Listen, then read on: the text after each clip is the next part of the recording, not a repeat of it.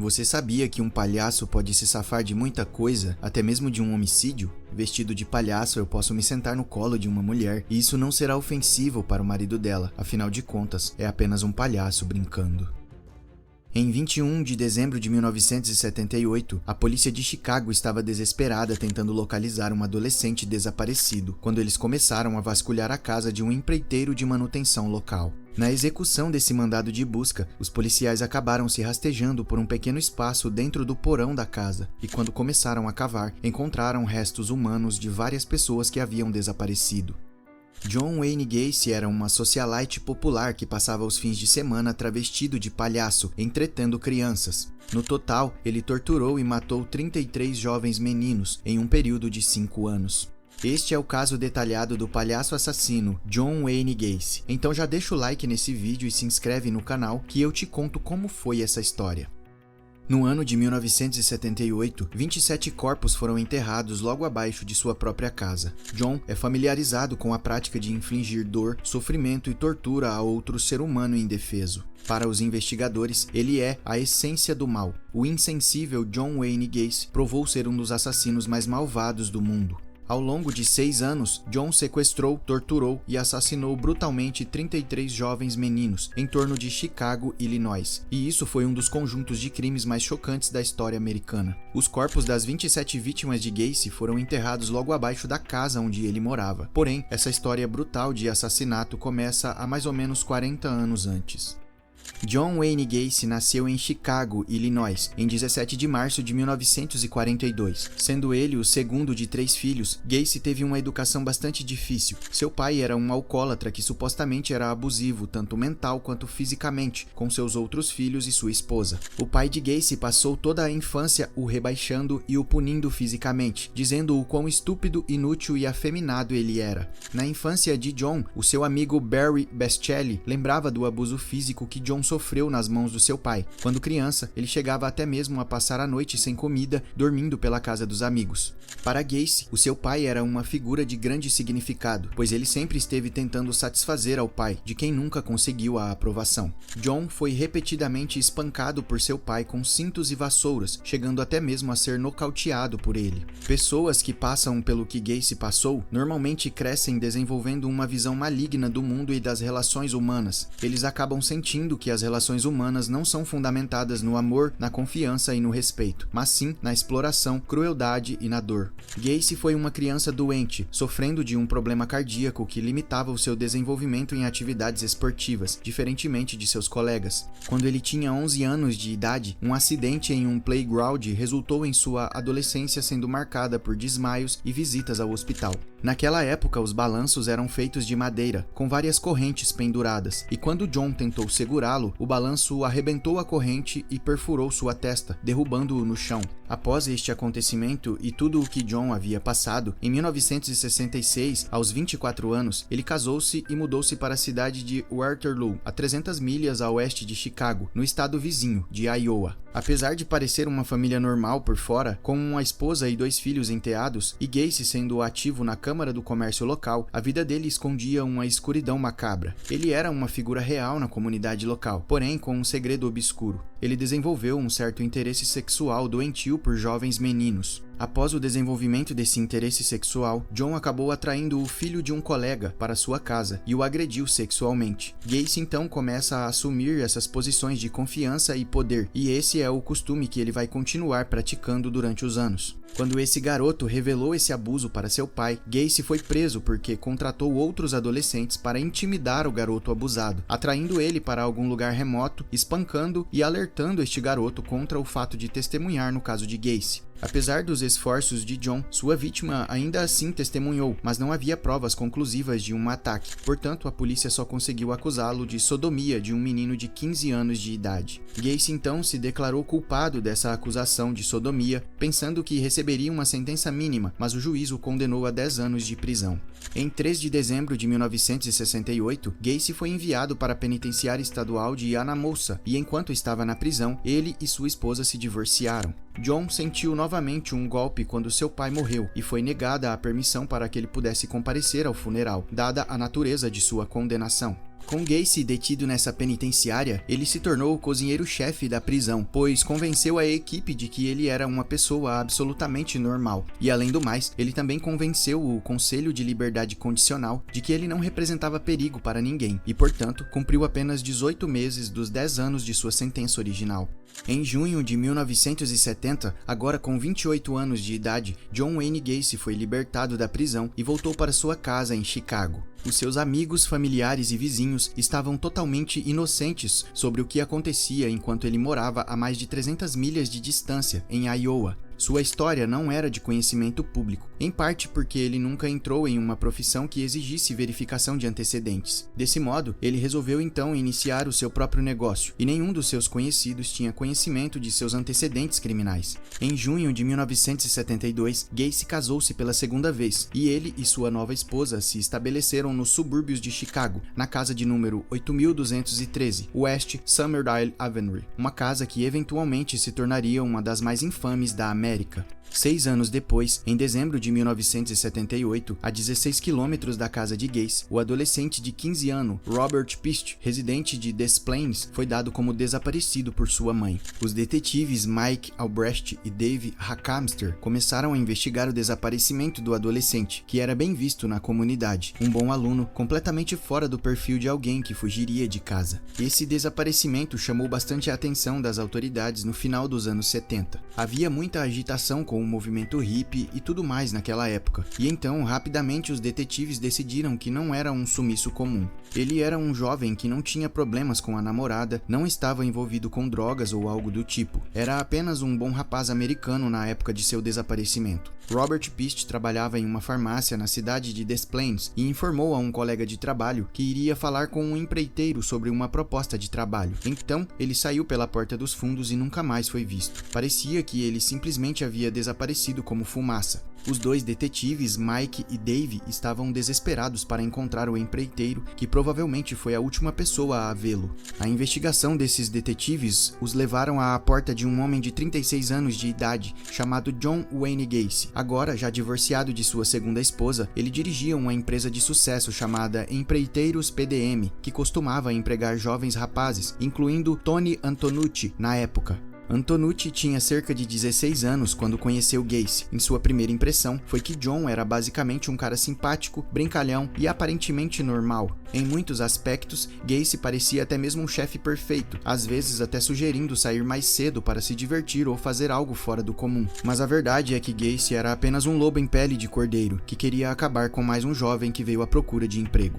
Robert Pist não era visto desde o encontro com Gacy na farmácia onde o jovem trabalhava. Nas investigações, os detetives Dave e Mike verificaram os registros de John e descobriram o seu histórico, inclusive que ele havia passado algum tempo na prisão de Iowa por sodomia, ou seja, crimes sexuais contra crianças. A polícia conseguiu obter um mandado de busca para revistar a casa de Gacy, e esse mandado consistia em 3 partes, sendo que a primeira delas se referia ao fato de John Wayne Gacy estar na farmácia na noite em que Robert Pist desapareceu. A segunda parte refere-se ao fato de que o jovem contou às pessoas que ele iria consultar um empreiteiro a respeito de um emprego, e a terceira parte se refere aos antecedentes de Gacy em relação à sodomia praticada no passado. E então, com base nesses 3 fatores, eles conseguiram obter um mandado de busca em 13 de dezembro de 1978. A polícia conduziu sua primeira busca na casa de Gacy, encontrando uma série de itens suspeitos. Eles recuperaram vários itens de pornografia e até alguns livros que estavam intitulados como Garotos Bonitos Devem Morrer.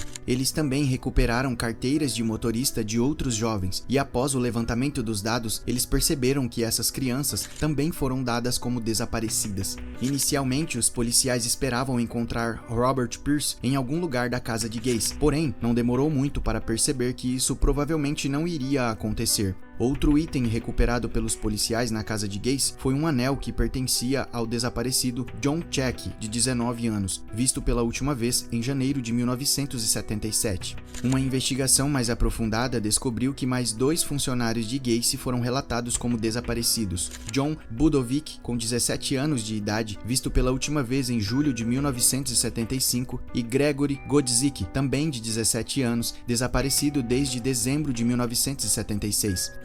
A polícia evoluiu bastante depois do cumprimento daquele mandado de busca. Eles ficaram confiantes de que havia pelo menos 5 ou 6 vítimas associadas a John e que nunca mais foram vistas, mas sem provas ou corpos a polícia não conseguiria fazer uma prisão. Eles então decidiram vigiar Gacy aonde quer que ele fosse. Se ele entrasse em um lugar público, a polícia o seguiria para ver o que ele estava fazendo. Durante toda essa vigilância, os detetives acabaram se tornando bastante amigos de John, pois ele sabia que a polícia o estava seguindo. Gacy até tentava ser cordial com a polícia, iniciando conversas e brincando com eles, chegando até mesmo a oferecer droga para os policiais e pagando cervejas nos lugares pelos quais os policiais o seguiam. Nas conversas que tinha com esses policiais, John se gabava de todas as suas propriedades e de como era um empresário bem-sucedido. Sabe-se que John Wayne Gacy tinha uma personalidade psicopática, buscando poder, controle e que gostava de manipular as pessoas como se fossem marionetes. E essa personalidade de John é o que parecia motivar o comportamento de todos que ele encontrava. Todas as pessoas, incluindo vizinhos e colegas de trabalho, pareciam de alguma forma admirar John Wayne Gacy. Os policiais chegavam até mesmo a ficar impressionados com a interação de Gacy com eles. Em várias ocasiões, esses detetives tinham que lembrar um ao outro do perigo que Gacy representava.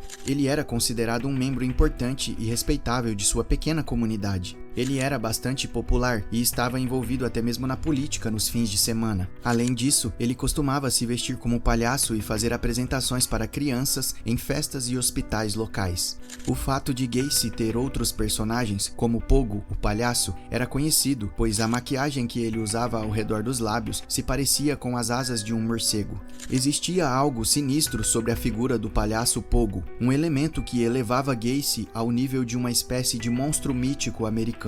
Houve momentos em que ele chegou a dizer assustadoramente aos detetives: "Você sabe que os palhaços podem escapar impunes de assassinatos?" Pouco depois, os policiais confessaram que nunca foram ditas palavras mais verdadeiras. Porém, foi preciso algum tempo para aqueles detetives compreenderem completamente que diante deles estava um homem que era capaz de matar. Enquanto os detetives Mike e Dave continuavam com seus trabalhos de vigilância, na delegacia os policiais estavam tentando conseguir outro mandado para revistar a casa de Gacy novamente, pois haviam percebido novas evidências perturbadoras de que as demais pessoas desaparecidas eram crianças de 17, 18 e 19 anos de idade. John convencia pequenas crianças a descer até um espaço rastejante de sua casa para cavar uma espécie de trincheira. Ele as convencia de que havia um problema de esgoto e que era necessário cavar trincheiras para resolver a situação. Isso ocorreu por várias vezes e as testemunhas mencionaram até um odor desagradável que brotava daquele local. Essa revelação foi simplesmente inacreditável. Começaram até mesmo a considerar a possibilidade de que Gacy teria enterrado alguém no espaço do porão. Ele tinha esse poder de envolver involuntariamente outras pessoas em seus crimes, e elas não tinham sequer consciência do que estava acontecendo, como no caso das crianças que ele convencia a cavar trincheiras em seu porão. Quando praticava estes atos, isso alimentava Gacy em sua sensação de poder sobre os outros, já que as pessoas não conectavam os pontos, e ele conseguia se esconder à vista de todos. Os detetives continuaram monitorando o empreiteiro popular, mas acabaram elaborando um plano para pressionar Gacy. Eles ficaram de vigilância por cerca de 7 dias e descobriram que Gacy contava com o grande apoio de amigos, familiares e colegas de trabalho, o que se tornou uma barreira para a investigação. E desse modo, eles decidiram pressionar essas pessoas que o apoiavam, alimentando Gacy com informações que sugeriam a possibilidade de um segundo mandado de busca. Com isso, Gacy começa a ficar cada vez mais desesperado. No último dia da operação, por volta da meia-noite ou 1h da manhã, Gacy entrou em contato com seus advogados e se encontrou com eles em seu escritório no Parque Ridge. Os detetives Mike e Dave estavam do lado de fora observando. Os advogados acenaram para os detetives antes de entrar no prédio, o que foi considerado algo incomum. Os detetives receberam então instruções para estacionar seus carros na frente do local, de modo a impedir que Gacy saísse, inclusive atirando nos pneus se fosse necessário. O que estava acontecendo ali era bastante óbvio para os detetives. Os advogados pareciam absolutamente assustados e petrificados, andando de um lado para o outro e mantendo os olhos fixos em Gacy. Isso confirmou para eles que John havia confessado a seus advogados pelo menos 3 assassinatos. Dave e Mike perceberam que Gacy estava começando a se desestabilizar, e eles o seguiram quando ele saiu do escritório de seu advogado. Gacy dirigia de maneira imprudente, indo em direção a um posto de gasolina onde ele realizava negócios. Lá, os policiais testemunharam uma transação na qual Gacy se mostrou extremamente emocionado, apertando as mãos e quase abraçando os envolvidos. Quando Gacy voltou para seu carro e seguiu viagem, os detetives voltaram ao posto de gasolina e os funcionários lhe entregaram alguns pequenos sacos de maconha. Eles explicaram que não haviam encomendado nem comprado nenhuma droga. Gacy simplesmente os havia dado como pagamento. O comportamento de Gacy se tornou cada vez mais imprevisível. Os detetives agora tinham um motivo claro para prendê-lo e decidiram então detê-lo por transação de drogas que ocorreu no posto de gasolina. Desse modo, eles pararam o carro, retiraram Gacy e o prenderam pela transação de drogas em Milwaukee. Para John, esse foi o ponto final de sua liberdade. Ele nunca mais estaria livre a partir desse momento. Como se estivesse choramingando, Gacy questionava os policiais do porquê estavam fazendo aquilo com ele, pois tecnicamente ele foi preso por posse e distribuição de droga. Em seguida, o levaram para a delegacia e enquanto ele estava sob custódia, ele alegou estar sentindo dores no peito e foi levado para o hospital por precaução, uma tentativa clara de ganhar mais tempo da parte de John. A polícia, desesperada por obter um segundo mandado de busca, finalmente conseguiu, em 21 de dezembro de 1978. Durante a segunda busca na casa de Gacy, na West Summerdale Avenue, eles encontraram restos humanos no porão da casa. Essa descoberta revelou segredos que Gacy pensava que ficariam enterrados para sempre. E assim que foi recebida a notícia dos restos humanos, John Gacy foi imediatamente detido por assassinato. Ele até mesmo expressou o desejo de confessar, mas na verdade queria fazê-lo para uma equipe de detetives que cuidava de sua vigilância. Ele viu ali a oportunidade de ter um público e aproveitou para contar tudo o que realmente aconteceu.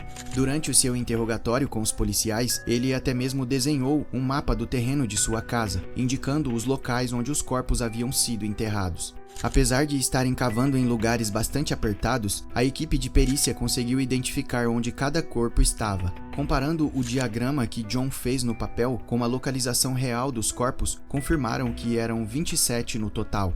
Essa descoberta dos corpos no espaço do porão não demorou a se tornar notícia, chocando todo o mundo. Os jornais locais estamparam manchetes sobre a descoberta dos corpos na casa de Gacy. E quando os crimes de John foram descobertos, ele acabou até mesmo entrando para o livro dos recordes como o assassino em série mais prolífico da América. A ideia de que esse homem aparentemente comum vivia em uma casa repleta de horrores, onde o cheiro de morte pairava e os 27 corpos de jovens apodreciam no porão, abalou a todos. E mais adiante em seu interrogatório, quando John foi questionado sobre o seu local de nascimento, ele respondeu com um sorriso enigmático: "Eu nasci em um estado de confusão." E uma foto capturou esse momento. Ao todo, Gacy confessou o assassinato brutal de 33 jovens meninos entre 1972 e 1978. Ele sabia que nenhum membro da família sentiria falta dos adolescentes, pois eles eram sem raízes e sem teto e frequentemente fugiam de suas casas naquela época. John enterrou 27 crianças no porão, além de uma delas no quintal. Quando ele estava sem espaços em sua propriedade, acabou jogando suas 5 vítimas restantes no rio Des Plaines. Uma das vítimas de John foi Robert Piste, de 15 anos de idade, cujo desaparecimento acabou levando à sua queda. Antes de seu desaparecimento, Robert disse à sua mãe que iria falar com um empreiteiro sobre um trabalho e que logo voltaria para casa. Ele encontrou Gacy nos fundos do estacionamento da farmácia, onde Gacy o convidou a entrar no carro para preencher um requerimento de emprego. Durante a carona, Gacy mostrou alguns truques de palhaços e cartas, culminando com o truque das algemas, no qual ele algemou Robert e depois demonstrou como escapar das algemas. Robert ficou surpreso com o truque e elogiou Gacy, perguntando como ele havia feito aquilo tão rapidamente. Gacy então explicou, e até mesmo mostrou a Robert como se algemar, levando a uma situação de grande risco para o jovem. Robert se algemou e, tentando escapar, não conseguiu. Olhando para Gacy em busca de orientação, Gacy retirou uma chave do bolso e explicou que o truque era ter uma chave consigo. Esse truque com as algemas fazia parte de um arsenal terrível, porém muito eficaz, e que eram utilizados pelo palhaço assassino. Ao longo dos 33 assassinatos, Gacy desenvolveu o seu método para matar suas vítimas. Ele atraía adolescentes, muitos deles fugitivos de sua casa, oferecendo a eles bebidas e eventualmente os algemava. Usando o clorofórmio para deixar suas vítimas inconscientes, Gacy então executava o que chamava de truque da corda.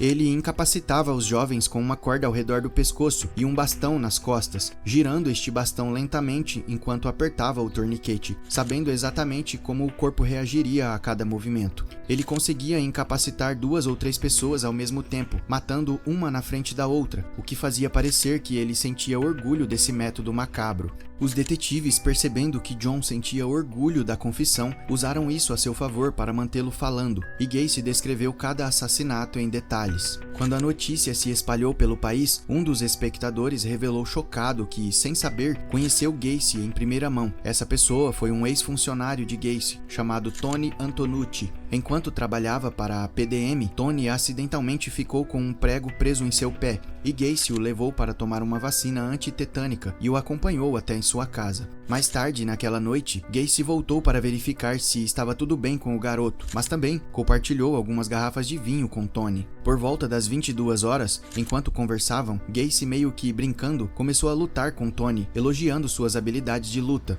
Gacy então algemou o braço esquerdo de Tony e continuou a lutar. Tony tentou se soltar, agitando sua mão direita, mas Gacy eventualmente conseguiu prender ambos os braços de Tony atrás de suas costas, derrubando-o no chão. Depois de alguns minutos, Tony percebeu que podia puxar com força suficiente sua mão direita para libertá-la da algema, enquanto Gacy havia ido a outra parte da casa. Fingindo ainda estar algemado, Tony conseguiu pegar Gacy desprevenido quando ele retornou, virando a situação a seu favor. Tony pegou a algema que tinha conseguido soltar e a algemou no pulso de Gacy. Deitado de bruços, Gacy reconheceu Tony como o único que não apenas escapou das algemas, mas que também o algemou. Inicialmente, Tony pensou que era algum tipo de teste anterior de Gacy e o deixou algemado por cerca de 10 ou 15 minutos antes de soltá-lo. Tony não tinha noção do quão perto esteve de ser mais uma vítima do assassino. A sua calma e controle foram provavelmente o que salvou sua vida. Ele reconheceu que, se tivesse entrado em pânico, poderia ter enfrentado um destino muito pior. Gacy explicou em detalhes como ele torturava suas vítimas, incluindo o estrangulamento, descrevendo como uma ligadura ao redor do pescoço poderia deixar alguém inconsciente em segundos.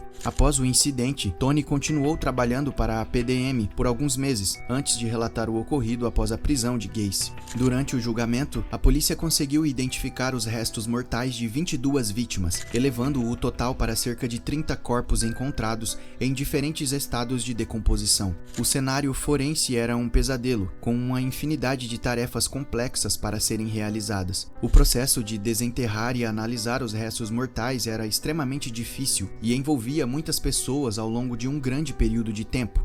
7 das vítimas de Gacy permaneceram não identificadas, deixando a comunidade nos arredores de Chicago chocada e perplexa ao descobrir que um monstro havia vivido entre eles por tanto tempo. A descoberta dos crimes de Gacy deixou o público em um estado de choque e indignação, enquanto o Estado se preparava para garantir que Gacy pagasse integralmente por seus crimes. O julgamento de John Wayne Gacy teve início em 6 de fevereiro de 1980, nos tribunais do condado de Cook, em Chicago, época em que Illinois ainda aplicava a pena de morte. A equipe de defesa alegava insanidade, tornando o julgamento interessante devido à variedade de opiniões entre os psiquiatras, que criaram diagnósticos diversos sobre a condição mental de Gacy. Após 5 semanas de julgamento, a promotoria estava determinada a provar que Gacy era completamente responsável por seus atos. Ficou claro que John era o culpado devido à sua racionalidade e consciência de seus atos, não sendo considerado insano. Ele sabia exatamente o que estava fazendo e optou por cometer os crimes para proteger sua reputação política e empresarial. Uma das testemunhas de acusação foi um ex-funcionário de Gacy, Tony Antonucci, que foi atacado pelo empreiteiro de 37 anos. Esse rapaz compareceu ao tribunal para testemunhar. Embora pudesse ter chamado a atenção de Antonucci naquela ocasião no tribunal, ele estava muito nervoso por testemunhar em um julgamento tão significativo, especialmente considerando sua idade, na época com apenas 20 anos. Em 13 de março de 1980, o júri tomou a decisão sobre o destino de John Wayne Gacy, considerando-o culpado em menos de 3 horas, um resultado incrivelmente rápido em comparação com outros julgamentos semelhantes. Nos momentos finais do julgamento, o promotor William Kirkell chamou Gacy de máquina de matar, sádica e implacável, uma descrição precisa da situação. O juiz do caso, Louis Garripo, condenou Gacy à morte, e ele foi imediatamente transferido para o Centro Correcional Menard, em Illinois, onde permaneceu no corredor da morte por 14 anos. Durante sua permanência no corredor da morte, Gacy começou a pintar, vendendo suas obras de arte com fins lucrativos. Mesmo atrás das grades, ele continuou a exercer controle e manipulação sobre as pessoas ao seu redor, produzindo várias pinturas que mantiveram o seu legado vivo, mesmo após a sua morte. Os lucros que foram obtidos com suas pinturas resultaram em processos do governo contra Gacy por seus ganhos. Apesar das circunstâncias, Gacy desfrutava da pintura e era considerado talentoso nesse aspecto, o que contrastava profundamente com sua natureza criminosa. Como pintor, John era terrível, produzindo imagens de caveiras, palhaços e outras figuras assustadoras. No entanto, as pessoas pagavam até $200 por suas obras, mostrando interesse mesmo em suas criações mais sombrias. Quando seus advogados o visitaram, Gacy expressou o seu desejo de discutir suas pinturas, mas os advogados estavam lá para representá-lo no caso da pena de morte, e não mais que isso. Surpreendentemente, Gacy parecia e agia como uma pessoa comum durante suas interações com seus advogados, transmitindo uma aura de familiaridade. Essa aparência normal pode ter contribuído para sua capacidade de escapar da suspeita por tanto tempo, já que sua aparência não correspondia às atrocidades que ele cometeu. Uma mulher chamada Karen, uma oponente firme da pena de morte, representou Gacy durante os seus recursos finais contra a sentença. Ao longo dos anos, John apresentou numerosos recursos, apelando tanto nos tribunais federais quanto estaduais. Entretanto, quando a data de sua execução foi definida, eles já haviam exaurido todos os recursos tradicionais. Para muitas pessoas, incluindo aquelas que eram defensoras ferrenhas contra a pena de morte, Gacy era um caso claro em que a execução era justificada. Ele era visto como alguém possuído por um narcisismo maligno, incapaz de sentir empatia por suas vítimas. Dada a gravidade de seus crimes, argumentar por uma sentença alternativa à morte era politicamente inviável e improvável de ser bem-sucedido em qualquer tribunal. A execução de Gacy era considerada inevitável, independentemente dos argumentos apresentados por seus advogados. Na entrevista à CBS, filmada em maio de 1992, realizada no Centro Correcional de Menard, John Gacy tentou retratar sua confissão com uma tentativa de negar qualquer envolvimento nos assassinatos dos quais foi acusado. Ele afirmou sua inocência e retratou-se como uma vítima das circunstâncias. Durante a entrevista, Gacy parecia cada vez mais relaxado e composto, surpreendendo o entrevistador com a sua calma. Ele expressou irritação com a situação, alegando que era um erro e que nunca deveria ter sido condenado.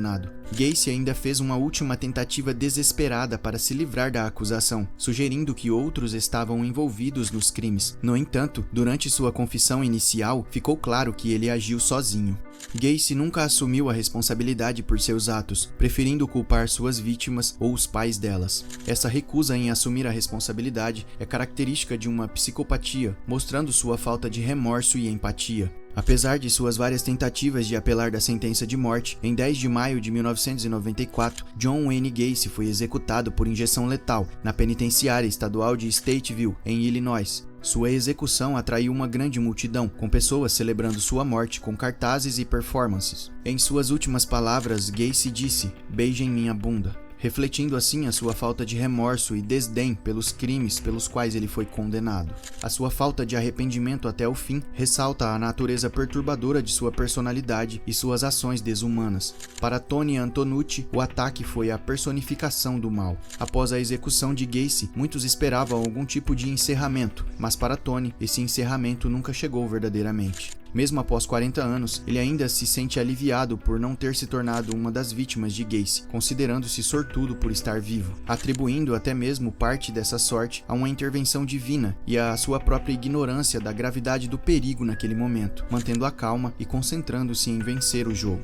Ele reconhece que, se não tivesse sido capaz de escapar, poderia ter sido uma das primeiras vítimas. Acredita-se que as técnicas de Gacy se tornaram mais refinadas ao longo do tempo, especialmente após o seu divórcio e a subsequente solidão, que lhe permitiu agir com mais liberdade. John Wayne Gacy permanece um dos assassinos mais notórios da história americana. Seus crimes horríveis continuam a ecoar na nação. Apesar de representar Gacy no tribunal, a advogada Karen Conti continua a receber feedback negativo e até mesmo ataques pessoais. A sombra de Gacy ainda paira sobre ela, e ela teme que seu obituário possa se referir a ela como Karen Conti, representante do assassino em série John Gacy. Para muitas pessoas, os monstros são apenas lendas, mas eventos como os de Gacy servem como lembretes aterrorizantes de que o verdadeiro mal pode existir entre nós. O fascínio que esses casos despertam é inexplicável, mas é uma fascinação marcada pela horrível realidade desse mal humano. A maneira como Gacy personificava o mal era notável. Ele era um mestre em ocultar sua verdadeira natureza por trás de uma fachada de amabilidade. Sua personalidade cativante e charmosa permitiu que seus crimes permanecessem escondidos por mais de 5 anos. Por trás da máscara de um palhaço amigável, escondia-se um assassino cruel e sádico, que brutalmente tirou a vida de 33 jovens, torturando-os de maneiras indescritíveis, tudo para sua própria satisfação egoísta e sexual. Sua completa falta de remorso por suas vítimas, mesmo até o momento de sua execução, comprovou que ele era indiscutivelmente um dos assassinos mais malignos do mundo. Este foi o caso detalhado de John Wayne Gacy. Se você gostou desse vídeo, deixe o seu like e se inscreve no canal. E por último, encaminhe esse vídeo para um amigo que também curte documentários criminais. Muito obrigado por sua atenção e até a próxima.